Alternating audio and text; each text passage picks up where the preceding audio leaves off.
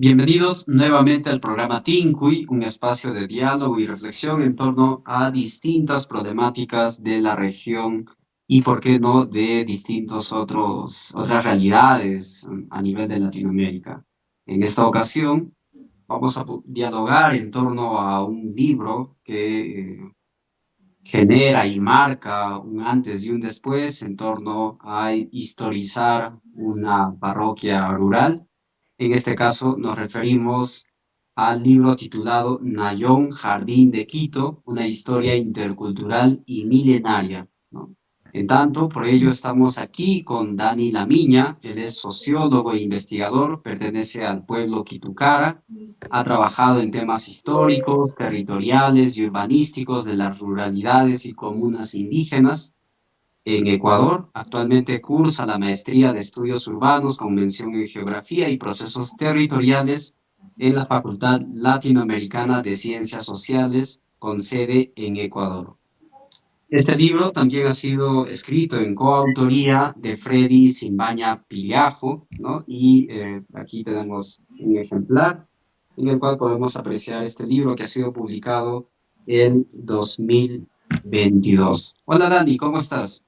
Muy buenas noches con todos y con todas. Un gusto poder aportar en el desarrollo más que nada del pensamiento desde los distintos pueblos y nacionalidades de aquí, también del Ecuador. Específicamente acá hemos venido trabajando en la investigación del pueblo Quitucaras, al cual pertenezco y donde también estoy habitando uno de los territorios. Muchas gracias. El texto de Nayón es una reconstrucción bastante interesante, histórica, social, cultural, sociológica. En tanto busca reconstruir los pasados de los pueblos anteriores y su devenir histórico hasta la actualidad. ¿Puedes comentarnos un poco para que nuestros oyentes de Ayacucho, de Perú, puedan conocer un poco más sobre las características de Nayón? Uh -huh. Nayón es una parroquia rural, actualmente está ubicada en el nororiente del Distrito Metropolitano de Quito. Esta es una población que anteriormente pertenecía al Curacazgo de Zambisa. Esto es importante mencionarlo porque el Curacazgo de Zambisa, después de la colonización, fue una administración indígena que, digamos, administraba, una vez instalada el tema colonial, ¿cierto? Acá en Quito se dividió, hubo una división entre la población, digamos, blanca, española, que estaba en el centro de la ciudad, y las periferias indígenas eran administradas por el Curacazgo de Samisa. Entonces, Nayón era una comunidad dentro de este Curacazgo. Sin embargo, ya con el devenir de los años y en las últimas épocas ya se consolidó o se conformó como una parroquia rural que estamos, digamos, estamos relativamente cerca del Distrito Metropolitano de Quito, actualmente ya por el desarrollo vial, el desarrollo de la comunidad, de la infraestructura vial y también del transporte, estamos a unos 20 minutos de la ciudad de Quito. Ujú. Y entiendo yo que el Curacazgo de Zambisa, ¿no? También ha tenido en cierta medida diálogos con el pueblo Quitucara, ¿no? Si nos referimos un poco para sus inicios de los pueblos que existen y justamente en el significado del nombre Nayón, ¿de qué lenguas proviene? Nayón, la población de Nayón proviene de varias poblaciones, digamos, es una conformación de varias poblaciones preincásicas, ¿no? Entonces, incluso Nayón tiene un desarrollo histórico-territorial que es pre-inca, luego también tiene unos 20 años de también acá de administración inca, quienes son los que formalizaron el Curacazgo de Zambisa y después del tema colonial. Digamos, la población en Nayón viene de dos morfemas que es Na y Yon, que básicamente distintas investigaciones históricas, sobre todo de Gijón y Camaño, han determinado que Nayón significa el lugar donde sale el sol o solar. Entonces Nayón es como esa particularidad porque justo desde Nayón vos puedes ver, digamos, la salida del sol por el oriente. Entonces viene a significar en este sentido como un tema más solar que viene de poblaciones pre-incas, básicamente del idioma macro-chibcha, específicamente acá que se hablaba el chachipano, que se conoce de la población ya pre-inca, más conocido ya como actualmente el pueblo Quitucara.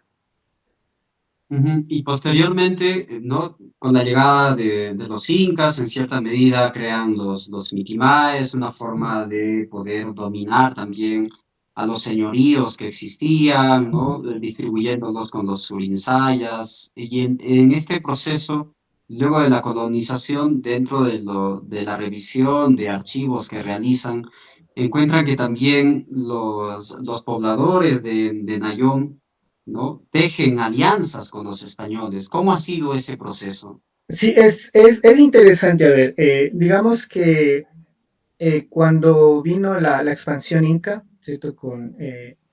Vino hacia acá, se estableció los primeros mitimaes. De hecho, en Ayón hay algunos mitimaes y hay algunas familias pertenecientes al Cusco.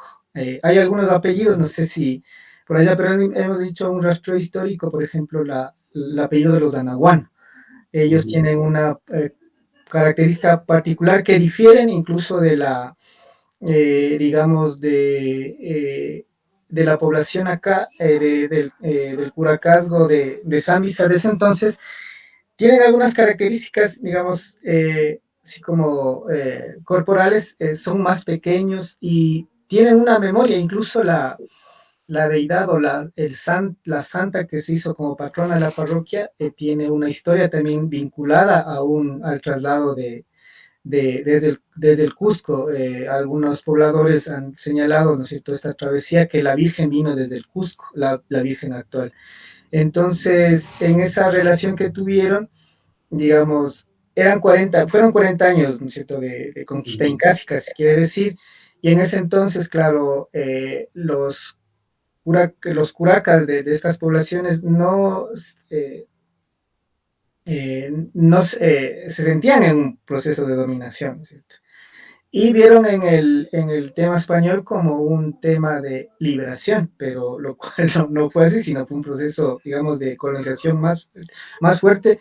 Y en ese sentido, claro, Nayón, digamos, para poderse librar de las fuerzas de ese entonces caicas, hacen un pacto con Benalcázar, les ofrecen digamos, sus fuerzas o hacen una alianza para poder digamos, como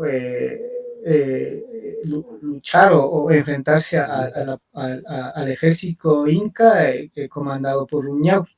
Entonces, básicamente eso se dio acá, y, pero una vez, ¿no es cierto?, que una vez hicieron esa alianza, el tema español de ese entonces, lo único que querían era observar territorios donde tengan, digamos, recursos, principalmente minerales, y en ese recorrido, claro, digamos, la población Ayón se como quedó fuera de esta alianza o desamparada, digamos, de estas fuerzas militares, a lo cual tuvo repercusiones. Cuenta la historia, también algunos datos históricos que Rumiñahui, así dice, pasó cuchillo a 2000 indígenas de Quitucara por esa traición. Ujú. Entonces ya desde ahí viene un tema súper fuerte que acá, claro, lo hemos venido analizando, conformando, pero con esta historia también para recapitular también las matrices de donde estamos hablando, ¿cierto? Hay una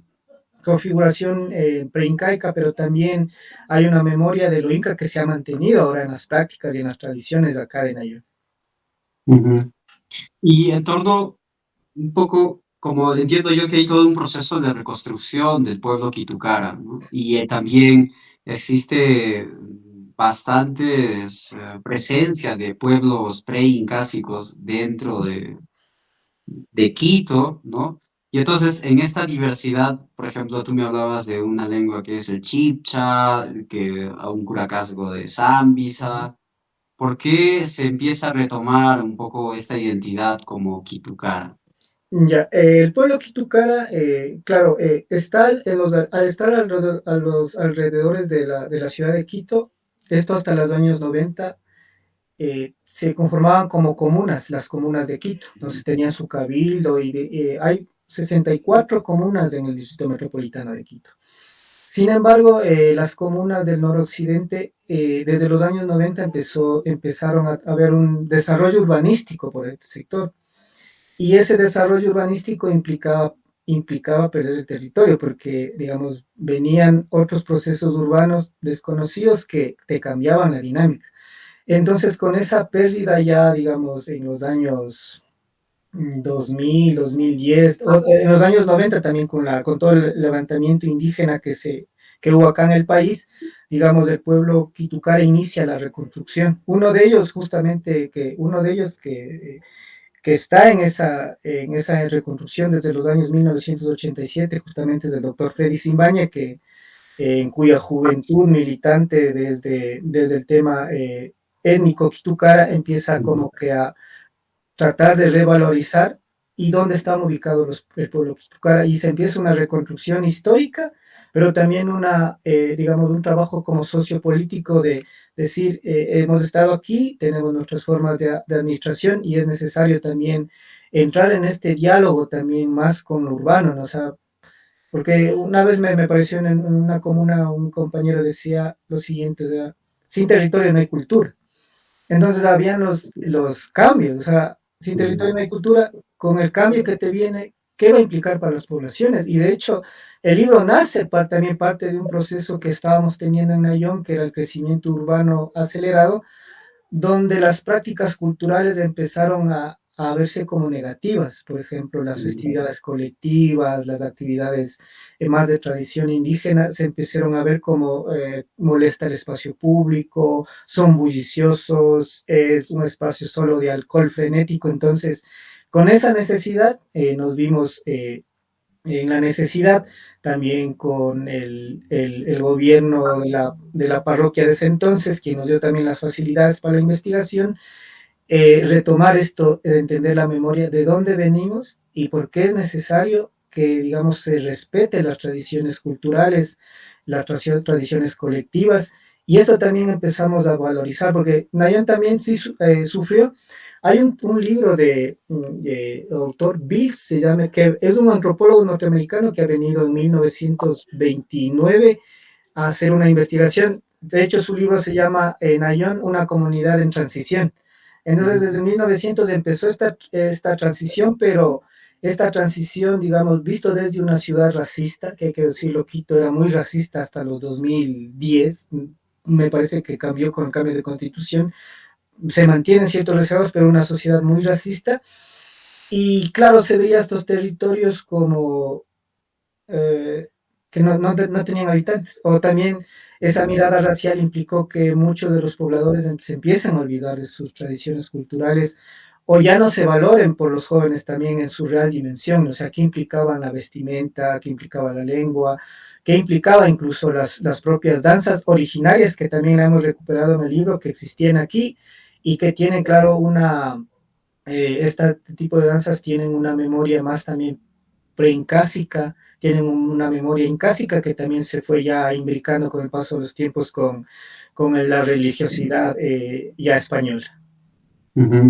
Claro, y en todo este proceso colonial, luego de eso el republicano, hay muchas conexiones porque se sigue manteniendo toda una estructura política colonial, ¿no? Y inclusive hasta la actualidad podríamos decir eso. En este proceso que se transforma las formas de gobernanza, que creo que es una de las cosas muy interesantes que encuentro en el texto también, de cómo antes existía como una gobernanza indígena, autoridades indígenas, que cuando se empieza a crear la parroquia con este discurso de modernización cambia muchas otras cosas y principalmente el factor importante que tuvieron las haciendas dentro de Nayón, ¿no? ¿Qué significaba en términos económicos Nayón? A ver, en términos económicos, Nayón hasta 1900, a ver, hasta 1900, en la colonia, básicamente Nayón era administrada por el Curacazgo de Samisa. El Curacazgo de Samisa tenía sus curacas. Ellos administraban, pero digamos, en una parte éramos indios libres, por así decirlo, porque teníamos nuestra autoridad propia, nuestra autoridad territorial, pero la colonia imponía al Curacazgo de Samisa unas mitas.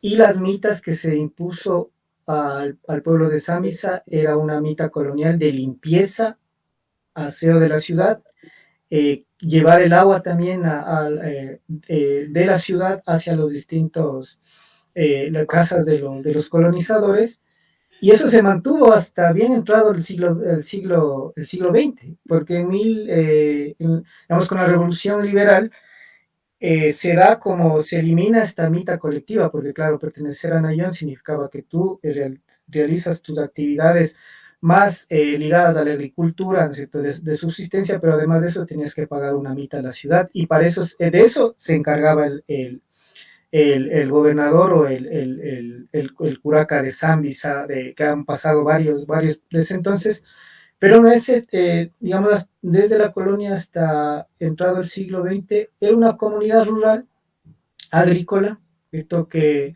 tenía basada solamente en agricultura de pequeña escala, porque, claro, Nayón también, desde la colonia hasta, digamos, la República, fue tomado también por haciendas. Estas haciendas de grandes hacendatarios que empezaron como a expropiar más con el paso del tiempo el territorio de Nayán. Y surge, claro, ¿por qué surge esta necesidad de parroquializarse con este discurso de modernizaciones? Porque al no haber respeto también al territorio comunal, nacen también estas ideas, incluso desde el propio curacazgo de Samisa. Samisa se hace en primer lugar en 1964, en 1864 se convierte en una de las primeras parroquias rurales de aquí de Quito, con esta intención también de defensa, pero eso también, ¿qué implicaba? Implicó pérdida de la autonomía territorial del gobierno indígena. Entonces también ya con el paso del tiempo, Nayón siguió esa misma linealidad, si quiere decir, de gobernanza, y en 1935-36 también como se declara autonomía y procede también a declararse en la parroquia, en parroquia rural. ¿Esto con qué intención? Es con la intención principalmente de recibir del Estado los servicios básicos, que principalmente era el agua. Porque claro, acá no habían sistemas antiguos del agua, pero ya con el crecimiento poblacional se empezó a necesitar el agua, y es como con eso también este proceso de modernización implicó esta necesidad del agua, las carreteras, que claro, en ese entonces ya era propiedad exclusiva del Estado, ¿no? Ujú. Sí, y creo que también hay bastante evidencia aquí en cómo rastreas todo este proceso de el tributo, ¿no? Cómo se Ujú, reconoce la ciudadanía en ese tiempo, como se llamaba, de indios ujú, tributarios, y que luego de eso pasan a ser propietarios, ¿no? Con estos procesos ujú, de renegociación, de lucha política. ujú, Y una pregunta que en cierta medida no he visto muy presente en el libro es en torno a la reforma agraria. Es ujú, decir, en Perú, por ejemplo, la reforma agraria marca un antes y después, y quizá para entender el contexto ecuatoriano, ¿no? A través de este caso de Nayón, ujú, ¿hubo una iniciativa de una reforma ujú. agraria que De hecho, haya calado y haya marcado así como en otros procesos? acá habían, en Nayón, a ver, en Nayón, claro, la propiedad del territorio era del gobernador, y del gobernador de sus distintas descendencias y sus distintas, digamos, poblaciones que prácticamente somos nosotros, los nayoneses, algunas familias como Juiña, Lamiña, Pillajo, somos los descendientes y claro, de quién tenemos nuestros territorios. Sin embargo, ya con el paso, justo desde con la República, se empieza a desconocer el gobierno y el territorio indígena. Y las haciendas empiezan a expandirse vía, digamos así, como eh, algunos casos de que les han comprado, pero les han engañado, ¿no es cierto? Entonces, en ese entonces se empieza a expandir las haciendas, y hay cuatro haciendas consolidadas acá en Ayón. Una es de la hacienda Miraflores, otra hacienda que está en San Pedro del Valle, y otra hacienda también que se llama Portanda. Esas haciendas, claro, con la crisis hacendataria y la reforma de 1964,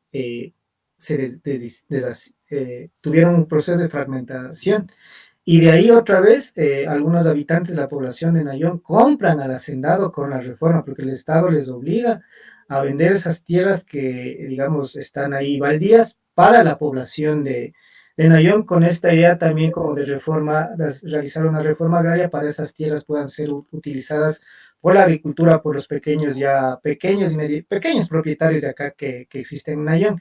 Entonces sí se da, de hecho la hacienda Miraflores fue vendida, de hecho uno de mis tíos también fue también quien les compró, digamos, un solar de 10.000 metros de varias familias, y también en ese año, un poco antes, con la ley de tierras indígenas en el año 1936-37, también se reconoce acá a la comuna de San Francisco de Tanda. En Tanda, aquí en Nayón, había una comuna ancestral. Sin embargo, esta comuna empieza a funcionar también hasta los años 1970, pero con la expansión urbana de la ciudad hacia Nayón y con la construcción de una de las principales vías de Quito, esta comuna empieza a tener un proceso de fragmentación. Hasta los años 64 eso provocó en Nayón ya una división de las tierras de los hacendados para la población indígena, pero también el reconocimiento legal, se reconoció también a la comuna San Francisco de Tanda. Ujú. Qué interesante. Otra de las experiencias, y justo ahondas mucho más en el capítulo 4 en torno a la experiencia de ser comerciante, de ser viajero, hay este constante intercambio, ¿no? Entre ciudades cercanas, inclusive mucho más lejanas, con actividades artesanales, con el comercio especializado, ¿no? Eh, ¿Cómo se podría definir a los Mindalaes? Sí, Nayón, a ver, Nayón, por su ubicación geográfica, ha estado conectado con varias regiones ecológicas de aquí de Quito. Quito es interesante porque tiene varios pisos ecológicos. Nayón tiene una característica que era una tierra no tan fértil. Digamos, acá la mayor parte de tierras de Escangagua, pero hay una población un barrio por acá que se llama San Pedro del Valle, es donde es un pequeño valle donde había bastante, incluso hay registros históricos que ahí también se producía alimento para el Inca, y también esa producción luego fue para los españoles. Pero claro, con la población mayormente viviendo en terrenos áridos de Cangagua, eh, digamos, la población Nayón siempre estaba en conexión con la región oriental, con los indígenas de la Amazonía, y con la región noroccidental, con los indígenas yumos, que se les conoce acá la tierra de los yumos. Entonces, claro, siempre han estado antes de la colonización, incluso antes digamos, de la expansión inca, Nayón mantenía estos minerales. O sea, los pobladores de Nayón iban a comerciar fruta, a comerciar con la sal también que traían de algunos sectores del noroccidente, la hoja de coca, el cedrón, y empezaron a tener estas conexiones. Igual con el norte del país, donde está la provincia de Imbabura, que es la población de los Imbayas, o se les conoce como los otavaleños, siempre han estado en esa permanente conexión. Y nunca dejó eso con la expansión inca, con la colonización, no separó ese tema, seguía, ¿no? Sin embargo, en los años ya 1900, Nayón empieza a tener una crisis más profunda ecológica, y también como ya digamos, empezaron a también a estar en crisis las haciendas también coloniales. Entonces los nayones también buscan una forma de sobrevivencia, ¿verdad? Sí mencionan que en 1900, entrando 1890, 1910, hay una crisis ecológica, una sequía, y además que estas tierras eran infértiles. Entonces, lo que hace el nayonense es, claro, empezar a comerciar. Entonces, lo que hace es, se va al noroccidente a traer fruta, a traer sal, para vender en los mercados de acá de la ciudad de Quito, en los mercados tanto de la colonia y en los mercados ya populares de acá. Y igualmente se traslada a regiones de la Amazonía, ciudades de la Amazonía, igual. con estos intercambios, llevando algunos temas más desde aquí, desde la ruralidad nayonense hacia allá, y trayendo de allá fruta, telas, algodón, incluso animales que se empiezan a comerciar hasta acá. Ujú. Y ya en los últimos tiempos, Nayón empieza a especializarse económicamente en la producción de plantas ornamentales, ¿no? ¿Cómo ha sido este proceso, no? Entiendo que el proceso de crecimiento urbano de Quito absorbió a muchas comunas Ujú, y creo que lo interesante dentro de Quito, a diferencia de Lima, de otras, es que las mismas comunas aún tienen presencia y todavía defienden un determinado territorio comunal, ¿no? Que es ujú, algo muy importante. Entonces, en esa medida hay todo un proceso de gentrificación, pero sin embargo también hay un proceso de especialización. ¿Cómo se da ujú. este proceso y desde cuándo? Sí, eso podemos hablar desde justo desde esta crisis Ujú, ecológica, agraria aquí de 1900, 1890, empieza a ser más fuerte. Incluso, claro, estos libros los trabajamos con los adultos mayores de acá. Entonces, entrevistamos a una persona que tenía 102 años y nos relataba sus memorias.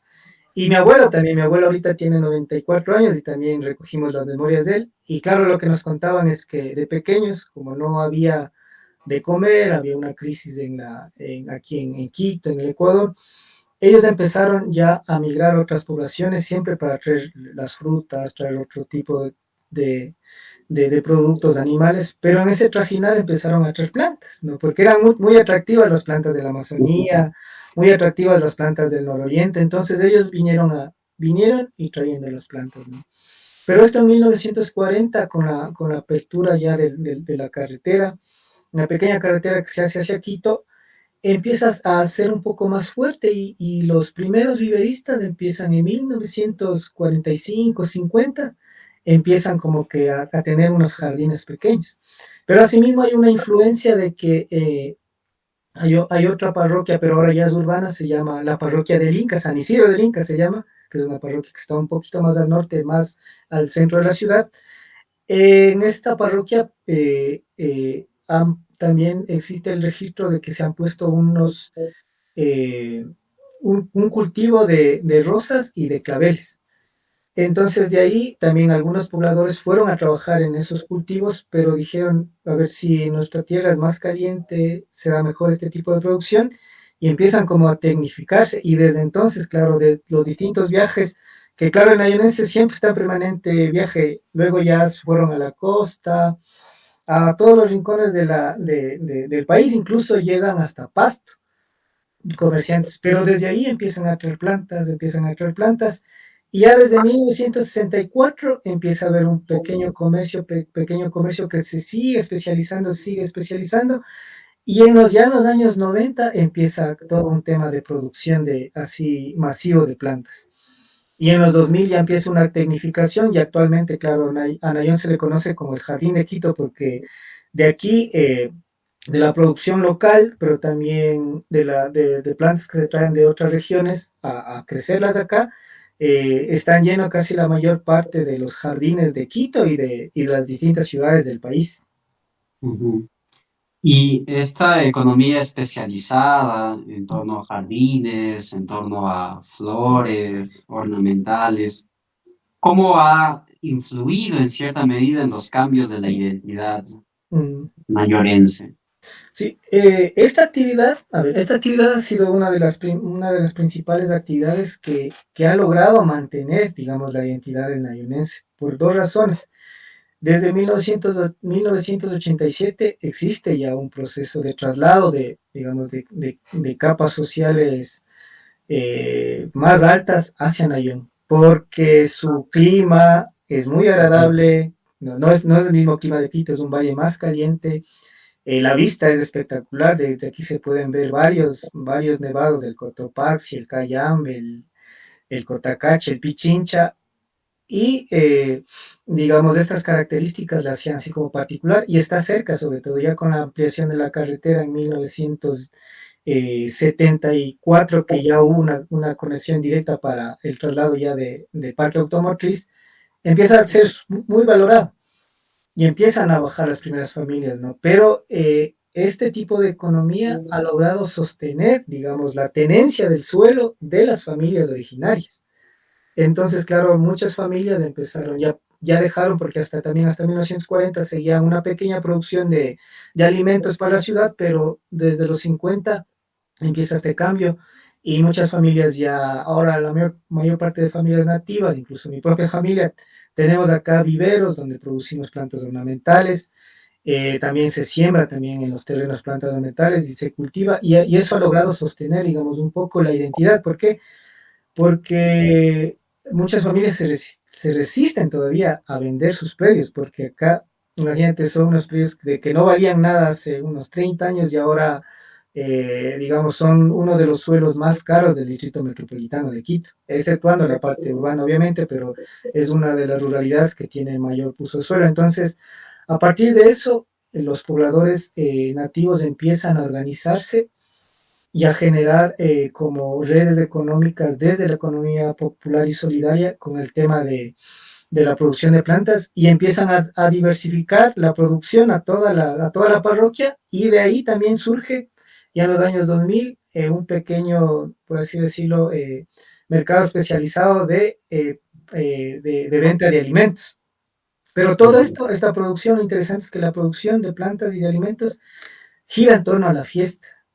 No, es lo interesante que ha logrado, porque el viverista, por ejemplo, acá es el que de pronto pasa de prioste, organiza la fiesta, contrata a los músicos, los danzantes, pero estamos hablando de una fiesta de unas 10.000 o hasta 20.000 personas, y eso ha logrado mantener, digamos, este tipo de economía a la población de aquí de Nayón.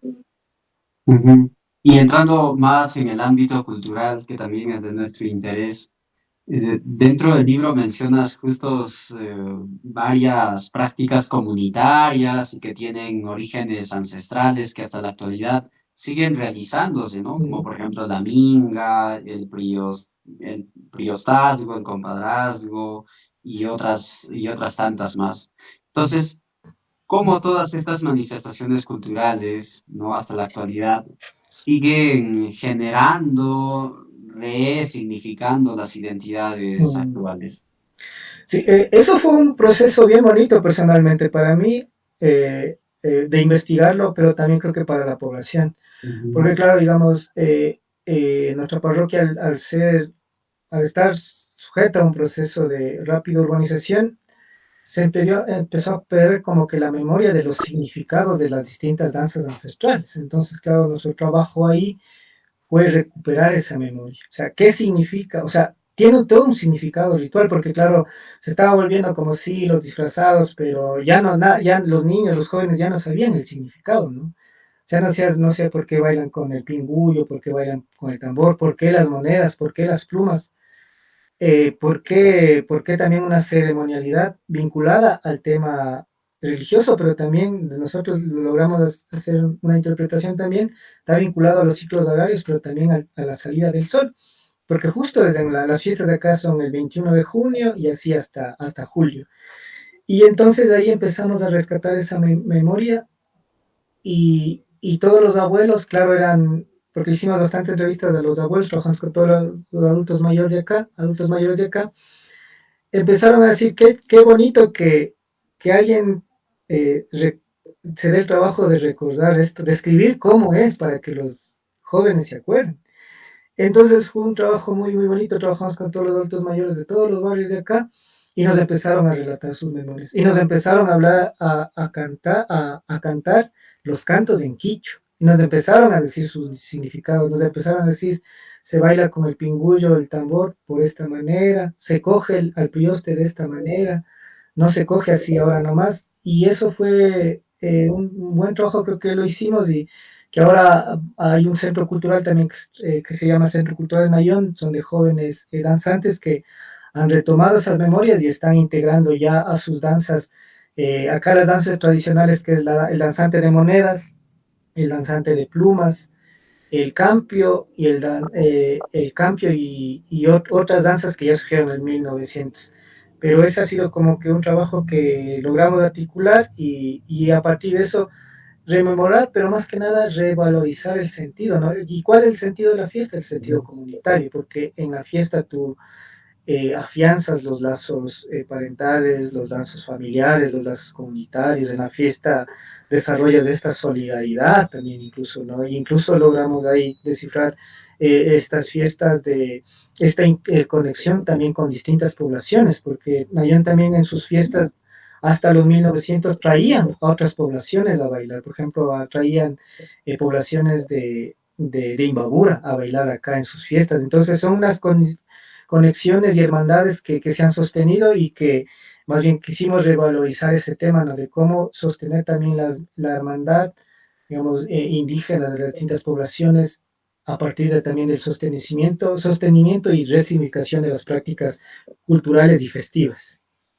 Claro, es todo un trabajo de reconstrucción de la memoria colectiva, ¿no? En torno a cómo han ido sintiendo, viviendo la cotidianidad de todo este proceso de transformaciones económicas, sociales.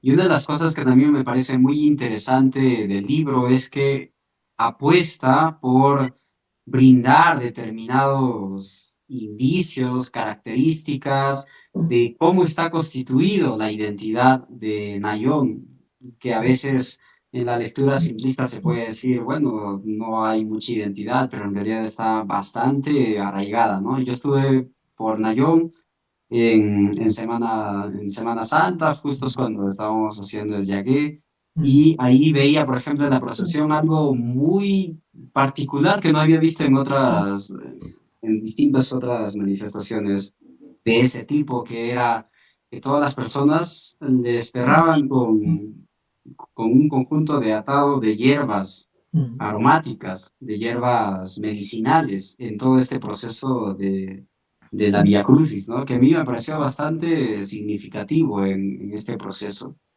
Ahora, Dani, un poco para ir culminando ya, ¿no? ¿Qué perspectivas existe en torno a Nayón, a la población de Nayón, en tarea posterior? Es decir, si bien es cierto, hay estas manifestaciones culturales, hay estos intentos, ¿no? Hay la reconstrucción identitaria como un pueblo Kitucara, pero también hay otras múltiples realidades, como por ejemplo la globalización, los procesos de modernización que hasta la actualidad se siguen manteniendo en estos discursos, ¿no?, estatales en cierta medida. ¿Qué desafíos toca enfrentar? Sí, el primero es eso, lo que acabo de mencionar. Era un desafío también frente a esta globalidad homogenizadora, ¿cierto?, de la cultura, de volverte de una cultura del consumo, del espectáculo sin sentido, como también retomar estas prácticas culturales identitarias para fortalecer el tejido social comunitario. Que acá en Ayun es súper interesante porque es súper unido, o sea, todos se conocen con todos y claro, una práctica es que como todos nos conocemos, generalmente no nos sabemos los nombres, nos conocemos más por los apellidos, así yo a muchos mayores así les conozco no por los apellidos, sino por sus sobrenombres, ¿no? Sus nombres Por mis así de, apodos. por los apodos, o sea, de acá, por ejemplo, el Pollo, el Firki, Don Campi, Don... No, ahí también el libro está todos los apodos más significativos y generalmente vos vas por Nayón y, ¿qué tal? Pero no te sabes el nombre, pero sabes su apodo, de la familia que es, cómo está. Entonces, un desafío, claro, ha sido eso, ¿no? De recuperar esta identidad para que, sobre todo los jóvenes y los niños, encuentren también esa memoria de dónde son, encuentren también que tienen esa memoria, que esa memoria, los abuelos la valorizan mucho, ¿no? Mi abuelo era súper emocionado, hasta cantaba ahí por la entrevista que le hacía porque decía, qué bueno que se mantenga lo que nosotros también siempre hemos hecho, ¿no? Pero el desafío también está, se hizo también de parte del GAT parroquial una socialización en las escuelitas de aquí, de todos los barrios que existen.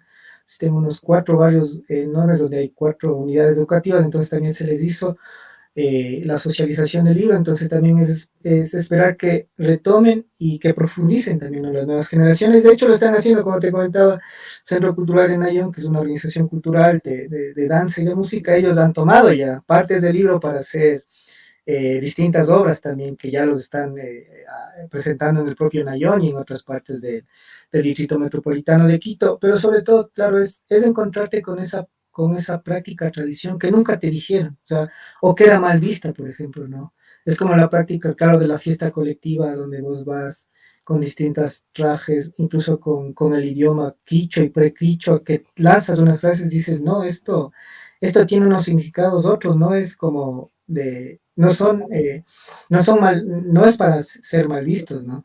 Incluso la propia práctica del viaje, por ejemplo, que en el texto también lo menciono, el autor, el Bills, el antropólogo norteamericano, él ya le realiza un levantamiento antropológico de que el poblador de Nayón tenía distintos tipos de medicina y uno de ellos era la medicina del yagé. Acá tomaban yagé hasta 1940 que se instaló el primer consultorio y ya fue, digamos, mal visto, se lo hacía en la clandestinidad. Pero a partir de eso también es, de esos encuentros también que hemos tenido con la medicina ancestral, de esos encuentros que hemos tenido con los procesos de reivindicación desde el movimiento indígena a nivel nacional y del movimiento del pueblo quitucar a nivel más local de Quito, es como ese desafío de poder entender que nuestras prácticas culturales se remiten también a una visión de mundo, que es una visión de mundo no individualizada, no mercantil, sino que es una visión de mundo que más bien trata de estar en armonía con los distintos elementos de la naturaleza. Creo que, y ahora, que por las distintas situaciones que pasó Quito de las últimas semanas, creo que es evidente, ¿no? Este respeto también que se tenía a los lugares sagrados, por ejemplo, que acá también mencionan los libros, que son las quebradas, que son los pogios que están en las quebradas, que son los animales, ¿no? Se tenía otra mirada que era expresada en la cultura y que era expresada en las formas de danza, o como también se entendía el territorio. Entonces ese desafío es que la memoria pueda ser reactualizada, resignificada, pero conservar estos sentidos, ¿no? Estos sentidos también de respeto hacia la naturaleza, de fortalecer el tejido social comunitario, que creo que es la base de todos los pueblos andinos, ¿no? Que habitamos acá en la región latinoamericana. Claro, entonces justo este proyecto del libro, de publicarlo también se inscribe en un acto de dignificación, ¿no? De reconocimiento y que es bastante transformador, que puede ir también sumando, multiplicando distintas acciones que la misma población lo toma como parte suya, como un aspecto muy importante y que a veces muchos textos no generan este efecto en la población, ¿no? Y al contrario, a veces se queda solo en la academia como una cuestión discursiva, teórica. Y me parece muy importante que exista estas apropiaciones también y esos usos por parte de la comunidad. Muy agradecido por esta. Estuvimos hablando en torno al libro Nayón, Jardín de Quito, una historia intercultural y milenaria de Dani Lamiña y con coautoría de Freddy Simbaña Piliajo. Entiendo yo que las ediciones se han agotado. Esperamos que pueda estar en línea, si hay algún Sí, proyecto posterior para que eh, también puedan sí, acceder. justo este trabajo fue un contexto de un conflicto cultural que tuvimos acá también en la parroquia. Los Ujú. vecinos nuevos de las urbanizaciones, claro, empezaron a atacar las prácticas culturales, ¿verdad? De acá, de las fiestas colectivas. Empezaron a denunciarlas incluso. Entonces sí fue también un proceso también en colaboración con el GAT parroquial y con las autoridades del GAT, decir, hey, necesitamos hacer esto y con el apoyo, ¿no? Entonces esto, en ese contexto fue también súper interesante poner el libro, porque también en la fiesta de 2022, claro, justo cuando salió una fiesta grande, hicimos un lanzamiento también a toda la colectividad. Estos recursos, claro, de parte del GAT parroquial alcanzaron solamente para la publicación de 1000 ejemplares, que claro, nosotros lo que hicimos es lanzamos el libro en el GAT parroquial y en la iglesia, y a todos los asistentes les entregamos el libro gratuitamente. Y como sí fue un éxito, y se terminaron todos los ejemplares, pero ya depende si nuevas administraciones de pronto quieran hacer una segunda edición, porque también he estado revisando y hay como que he encontrado también varias actualizaciones de ese libro, incluso en los últimos meses he estado realizando una investigación histórica de 1960 hasta 84, pero de Quito, y me encontré con datos interesantes en Nayón. Entonces esperamos que nuevas autoridades parroquiales o municipales puedan generar estos apoyos, los financiamientos para lanzar una segunda edición.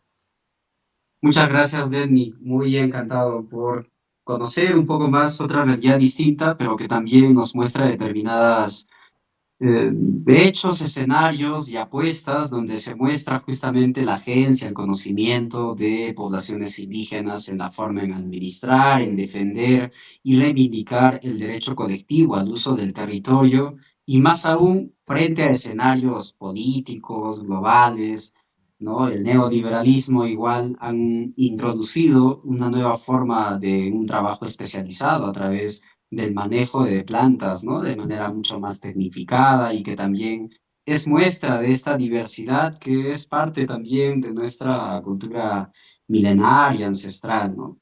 Muchas gracias y a todos nuestros oyentes también les invitamos a que puedan seguir al programa Tincuy en sus distintas versiones, ¿no? Y recordarles también que esta iniciativa nace desde el Colegio Profesional de Antropólogos del Perú, del Consejo Directivo descentralizado de la región de Ayacucho. Y este 8 de octubre estamos en fiestas en la Universidad de San Cristóbal de Huamanga debido a que se conmemora un año más de la Escuela Profesional de Antropología Social. Así que un gran abrazo a todos los colegas de antropología y también de la Facultad de Ciencias Sociales.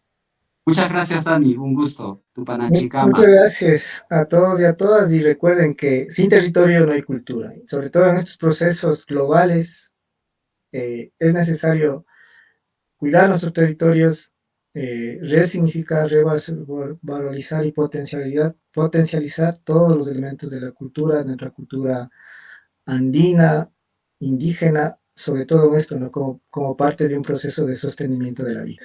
Muchas gracias a todos y a todas.